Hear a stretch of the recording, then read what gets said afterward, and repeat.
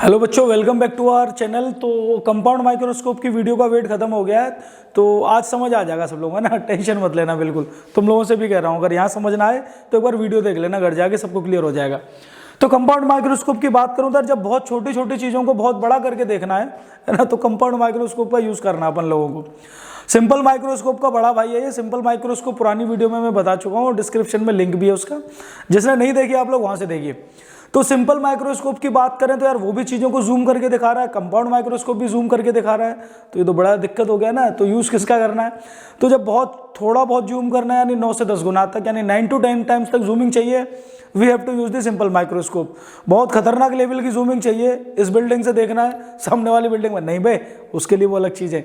जैसे बिल्कुल बायोलॉजी वाले फैक्टर्स में यूज़ करना होता है ना, कि किसी भी प्लांट्स वगैरह की स्टडी करना हो तो लीव्स वगैरह में देखना हो, तो बहुत ज़्यादा जब चीज़ों को जूमिंग करना होगा तो आपको लगभग 1000 टाइम्स तक जूमिंग करके दिखाता है आपका कंपाउंड माइक्रोस्कोप। बायोलॉजी लैब में देख लेना, नहीं देखा हो तो। कुछ इस तरीके का डिवाइस होता है, जहाँ से यहाँ ये जो आपका आई वाला पोर्शन है, ये यहाँ जो देखते हैं यहाँ पे जो लेंस होता है उसको आईपीस कहते हैं, और यहाँ जो ऑब्जेक्ट रखा जाता है इसको बोला जाता है आपका ऑब्जेक्टिव लेंस। दो लेंसेज इसमें यूज हो रहे होते हैं बेटा। चलिए थ्योरी की बात करता हूँ थोड़ा सा, क्या है कंपाउंड माइक्रोस्कोप।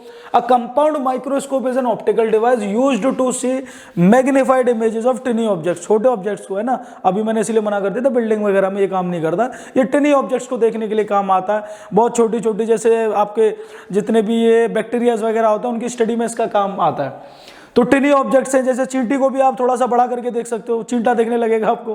तो चलिए काम की बात पे आता है। एक अच्छी क्वालिटी का कंपाउंड माइक्रोस्कोप चीज़ों को लगभग 1000 टाइम्स तक आपको जूम करके दिखा सकता है। समझ रहे हो ना यार?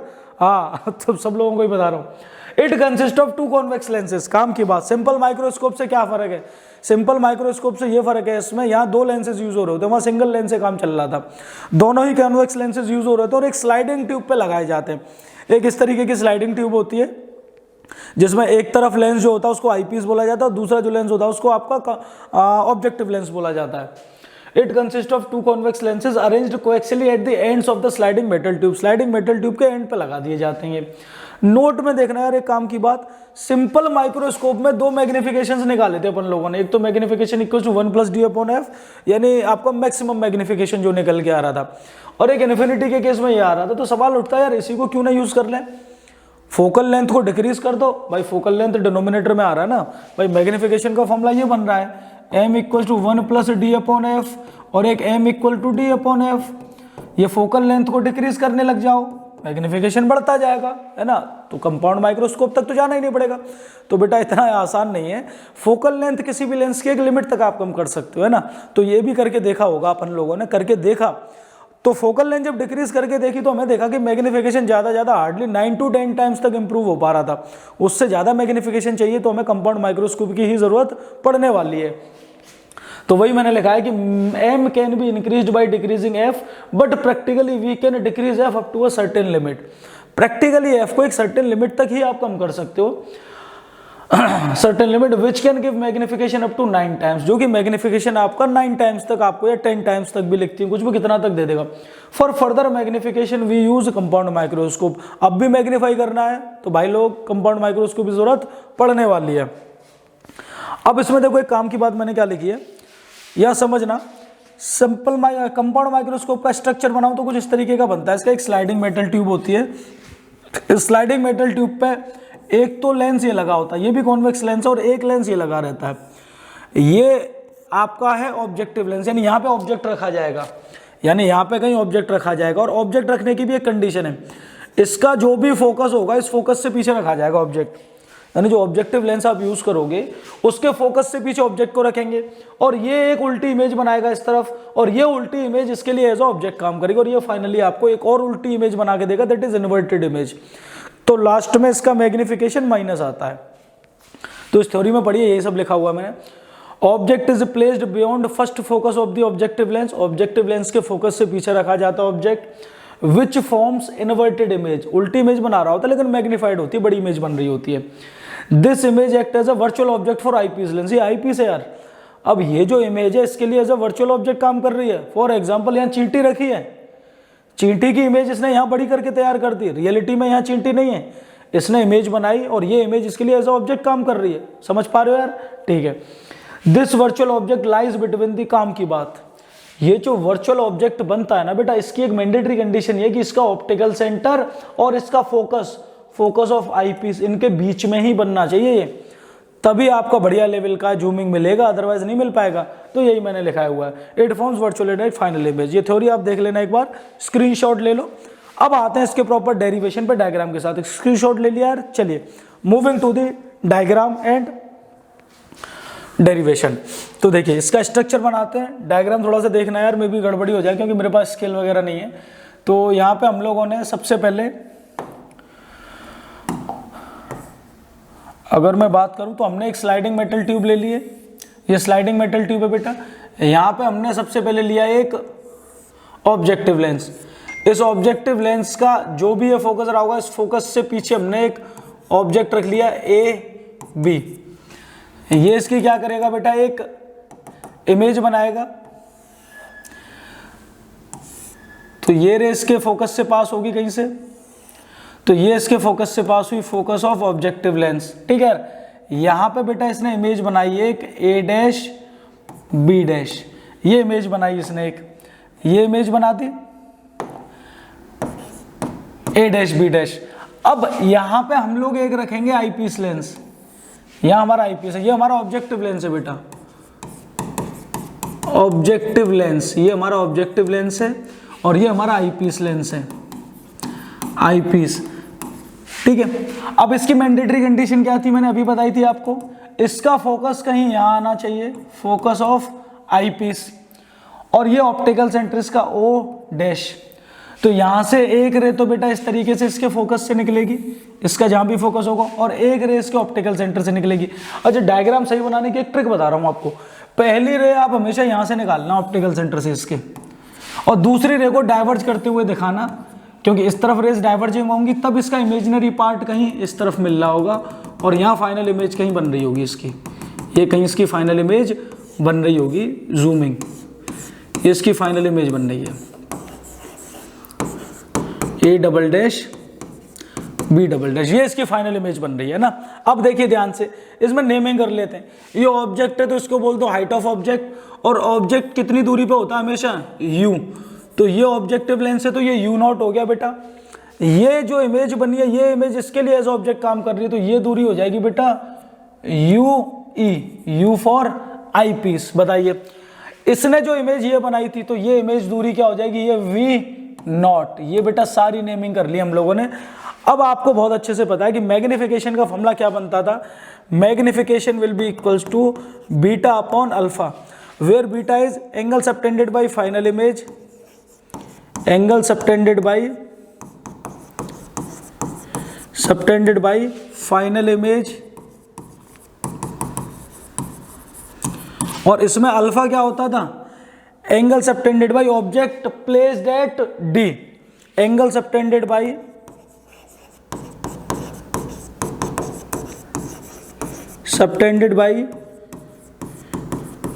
ऑब्जेक्ट प्लेस्ड एट डी, मतलब least distance of distinctive vision है ना बेटा।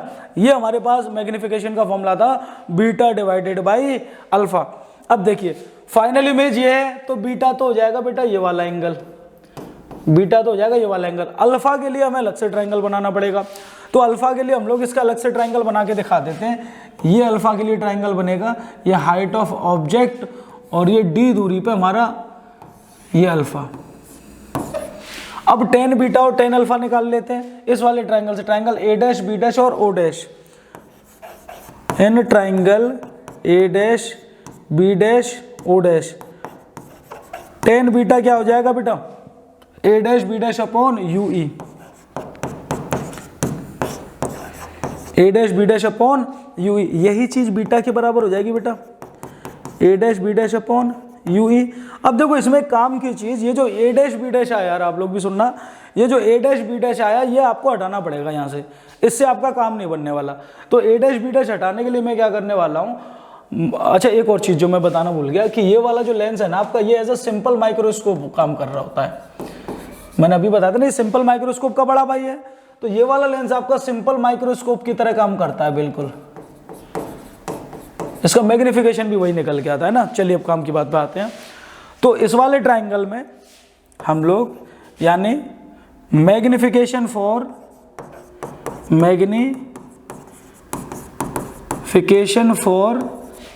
ऑब्जेक्टिव लेंस यूज करेंगे हम, ऑब्जेक्टिव लेंस। तो देखिए मैग्निफिकेशन का एक बार तो फॉर्मूला लगाऊंगा height of image upon height of object की टर्म्स में, height of image divided by height of object. इसकी इमेज क्या, हाइट ऑफ इमेज क्या, ये इमेज है ए डैश बी डैश, उल्टी बन रही है तो माइनस का A dash B dash. Height of object क्या बेटा, एच नॉट, वैल्यू डाल दी हमने। और एक मैग्निफिकेशन का फॉर्मूला लगाऊंगा इसमें मैं v अपॉन यू वाला, v अपॉन यू वाला। बेटा इसके लिए v क्या है, ये राइट साइड में v नॉट और u इसका लेफ्ट में तो माइनस का u नॉट। बेटा ये दोनों ही मैग्निफिकेशंस हैं, ये दोनों ही आपके क्या हैं, मैग्निफिकेशन से। तो दोनों को बेटा कंपेयर कर सकता हूं। तो देखिए दोनों को अगर मैं कंपेयर करूंगा तो क्या हो जाएगा, ये यहां से माइनस का A dash B dash divided by H not equals to V not upon minus का यू नॉट। माइनस से माइनस खत्म हो जाएगा तो यहाँ से ए डैश बी डैश की जो वैल्यू आ जाएगी that will be V not upon U nought into H nought. ये बहुत काम की वैल्यू है जो आगे आपको अब डेरिवेशन कराने में हेल्प करेगी। नोट करिए यहाँ तक। चलिए अब देखिए, अब आपकी बीटा की वैल्यू क्या बनने वाली है, अब आपकी बीटा की वैल्यू कुछ ऐसी दिखेगी, ये बचेगा ए डैश बी डैश की जगह क्या आ जाएगा, ये पूरा V not upon U nought into H nought. देखो मैंने क्या किया, कन्फ्यूज नहीं होना है, बिल्कुल कन्फ्यूज नहीं होना है भाई, क्योंकि कन्फ्यूजन हो गया इस चैनल पे भी तो फिर फायदा क्या हुआ यहाँ आने का। देखिए मैंने क्या किया है, ये मैग्निफिकेशन, ये वाला बीटा, ये जो बीटा की वैल्यू है ये, यहाँ से हमने ए डैश बी डैश की वैल्यू ये वाली उठा के रखी है, ये जो आई है V nought upon U nought into H nought, और यू ई डिवाइड में आ जाएगा एज इट इज। तो ये हमारे पास आ गई नई वैल्यू बीटा की। अब अल्फा यहाँ से क्या निकल आएगा बेटा, सबसे पहले अच्छा ये हमारा मेन फॉर्मूला है एक जो आगे डेरिवेशन तक पहुँचाएगा। टेन अल्फा यहाँ से लगा लो, टेन अल्फा क्या हो जाएगा हमारे पास यहाँ से एच नोट अपॉन माइनस का डी।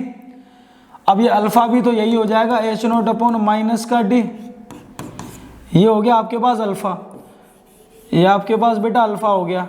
आपके पास बीटा निकल आया, अल्फा निकल आया। मैग्निफिकेशन का फॉर्मूला क्या था बेटा, magnification equals to beta divided by alpha.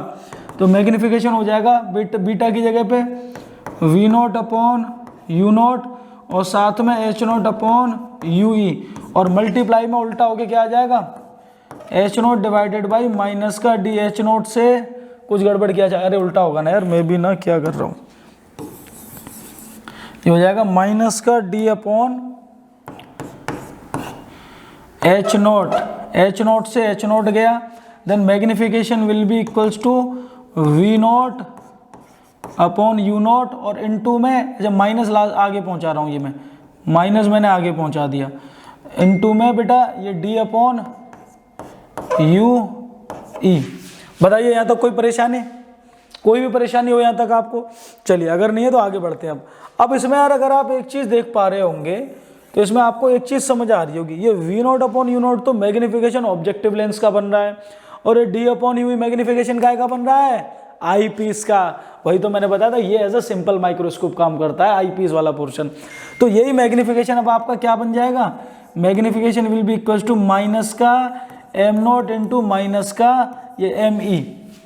This is the final magnification, magnification of objective multiplied by magnification of eyepiece. यहां तक नोट करिए, दोनों स्पेशल केसेस करते हैं, 2 मिनट का और है टॉपिक, बस स्क्रीनशॉट ले लो, आगे बढ़ रहा हूं मैं। तो ये हमारे पास बना मैग्निफिकेशन की वैल्यू बनी बेटा माइनस का M nought into M E. अब देखो यार अगर ये मेरे पास मैग्निफिकेशन आ चुका है तो अब इसके 2 केसेस बनेंगे। Case first for maximum magnification,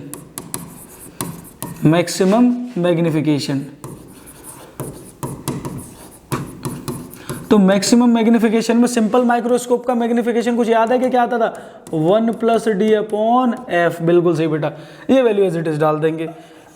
तो फाइनल मैग्निफिकेशन क्या आएगा माइनस, अच्छा माइनस में हटा रहा हूँ, माइनस का मतलब बस ये कि लास्ट में जो उल्टी बन रही थी ना, मैं मैग्नीट्यूड लेके दिखा रहा हूँ आपको बस। तो एम नॉट और इनटू में वो क्या आ जाएगा 1 + d/f, बस बिल्कुल सही। और दूसरा केस क्या है, फॉर इन्फिनिटी वाला केस, इन्फिनिटी, तो यहाँ मैग्निफिकेशन ऑफ पीस क्या हो जाएगा d/f, वैल्यू डाल दो और फाइनल मैग्निफिकेशन क्या आ जाएगा m = m0 और मल्टीप्लाई में d/f। बताओ, आसान सा तो टॉपिक था। कंपाउंड माइक्रोस्कोप समझ नहीं आता भैया, क्या दिक्कत थी यार इसमें। चलिए जल्दी से इसे नोट करो और प्रॉपर नोट्स बनाओ। स्टिल कोई डाउट रह जाए तो कमेंट बॉक्स में बताना, फिर से आपकी हेल्प कर देंगे। चलिए, अच्छा सब्सक्राइब नहीं किया तो वो जरूर कर लेना, दोस्तों के साथ शेयर कर देना। Thank you.